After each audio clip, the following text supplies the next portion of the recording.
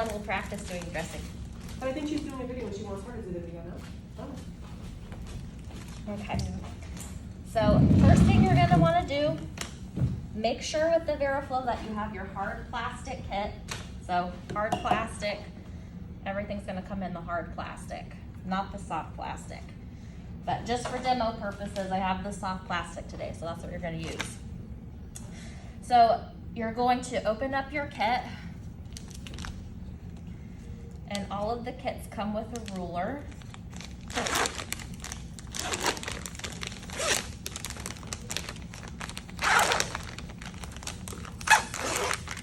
So make sure that you're doing good wound measurements. So length, width, depth. And that's going to determine like how frequently, like if we need to get rid of the Verafoam and just go to regular VAC, we want to make sure our wound is getting smaller. So documentation support. Yep. Hugely. All right. So next thing you're going to do, if you have a skin protectant like a Cavalon or a skin prep, go ahead and put that all over the wound bed, so all around the edges. And yeah, this is a bigger one than. So go ahead and you're gonna put that all around that peri-wound edge, and then toss this, let it dry.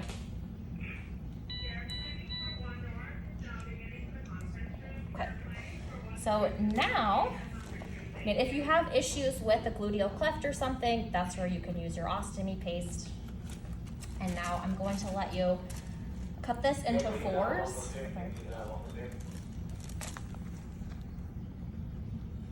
You want it down the middle first, right? Yep, absolutely.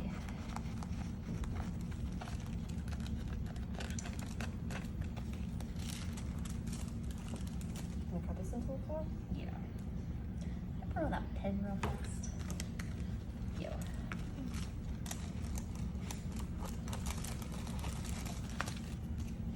All right, so that's good right there.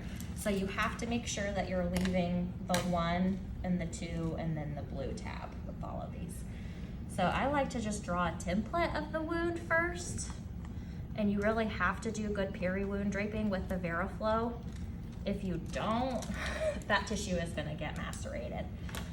So just go ahead and cut this out. Yep, just like arts and crafts. I feel like you're back in 2nd grade again. The pressure of being on video. Cutting. Oh.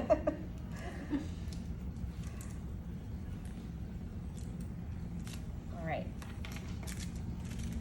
So now we can throw this away, that's garbage. So layer 1 here, you're going to peel back this tab. So just peel back this first tab. Peel it all the way off. Okay. And then go ahead and lay this over the top of the wound, starting with your adhesive side down. There you go. Very nice.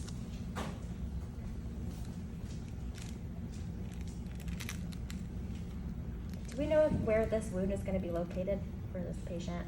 No. Okay. See, now in my bubble, I can't pull it up. Oh, no, it's fine. It doesn't, okay. A little bubble's fine. Just, yep. And then you'll continue to remove layer 1. So peel this back. I'll let you continue to peel that back.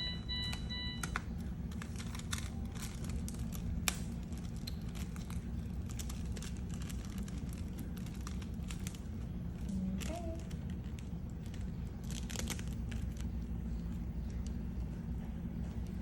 There you go. And then layer 2, you're gonna grab right here and then peel it all the way off.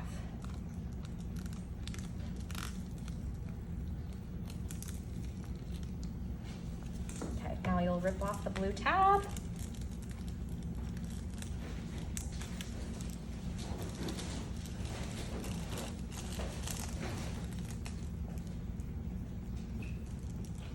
Okay, so now with the Verafoam, if you're, depending on what kind of kit it comes in, you're either going to have 3 grays, and then the gray will actually come with another little waffle layer that looks like this.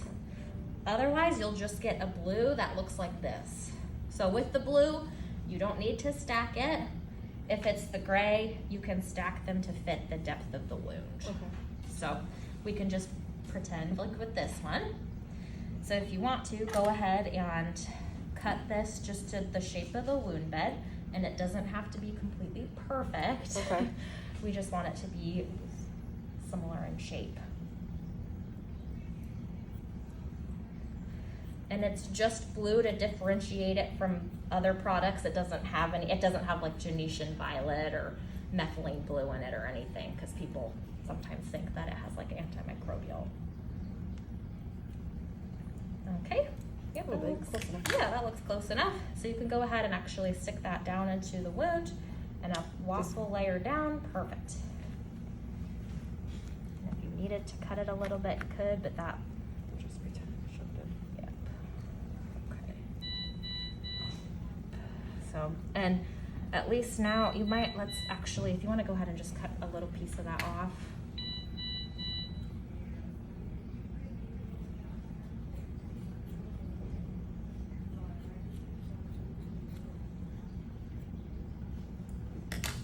Okay, so we can go ahead and stick that down in.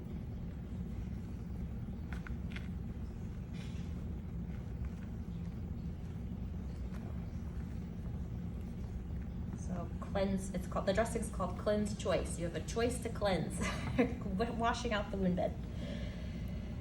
All right, so now we can go ahead and cover this up.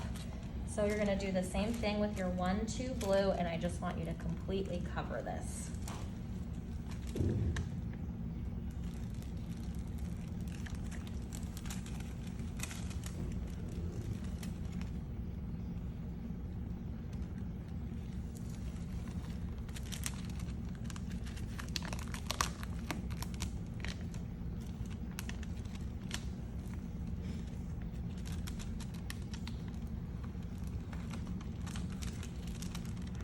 I should have started it up more.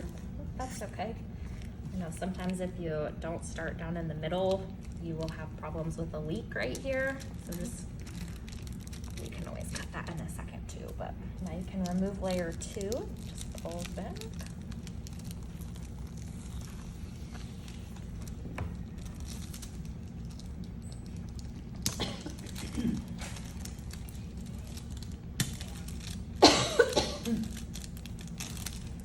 Okay.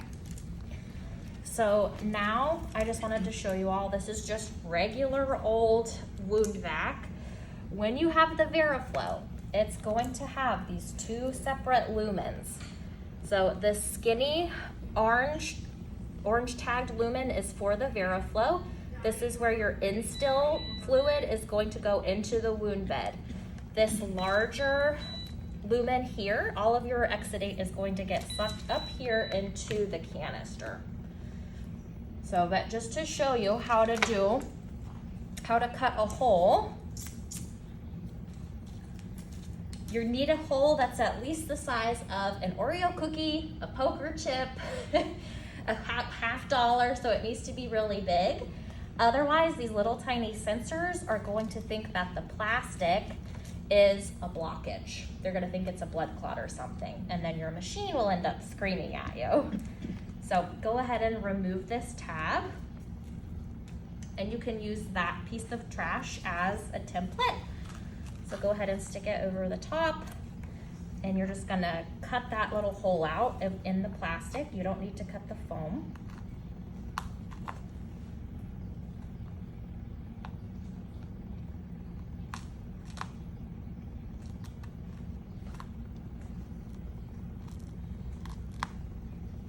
Just pull it? Do I have to use the scissor? You don't have to, but you just wanna make sure it's that Yeah. big. See how big that hole is?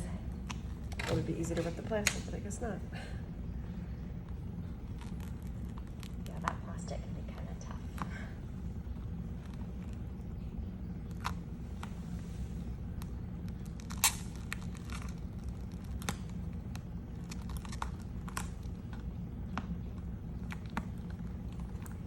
Great.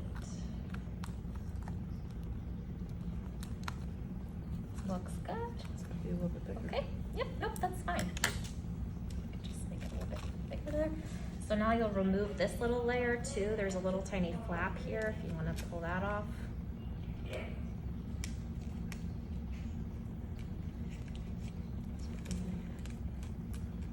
There you go. And and then you can just put that down over the top.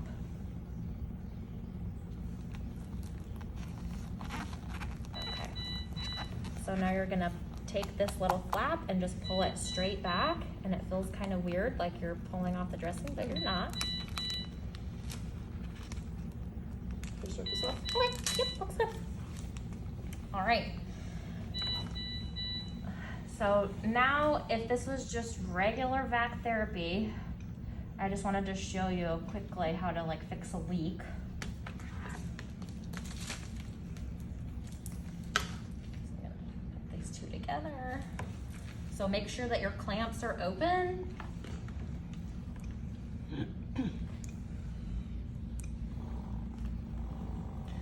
So if you have a yellow bar, that means that you have a leak somewhere. If it's green, that's good. And if it's completely white or clear, that's perfect. Just gonna go around the edges here. And sometimes what you need to do, like if like this area, I'll make a little cut here. Just make sure you're not cutting on the patient. These are not the best scissors. I'm sorry I gave them to you.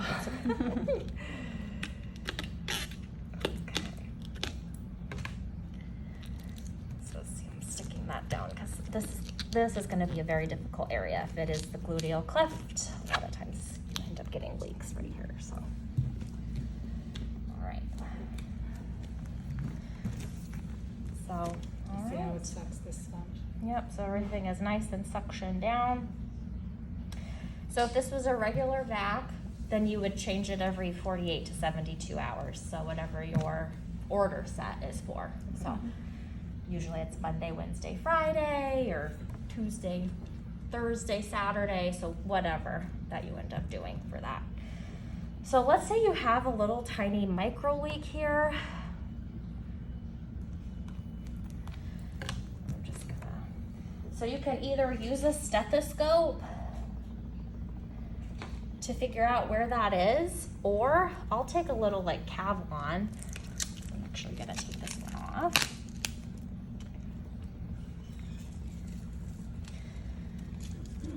Probably kind of old and might even be dried out. There we go. So in a minute here, that machine will start to beep because I have a small hole, but I'll actually take my Kevlar and go all the way over until I can hear the hole. And I'm like, oh, that's where I have a leak. So now I know where to patch it up. So I'll just go all the way around too, just to double check. So then you can either use an extra piece of drape or just a piece of Tegaderm, whatever works best. So if you have blockages, it's usually because this hole wasn't made large enough. So make sure you have a nice big hole there. Right? So that's a dressing change. Questions with dressing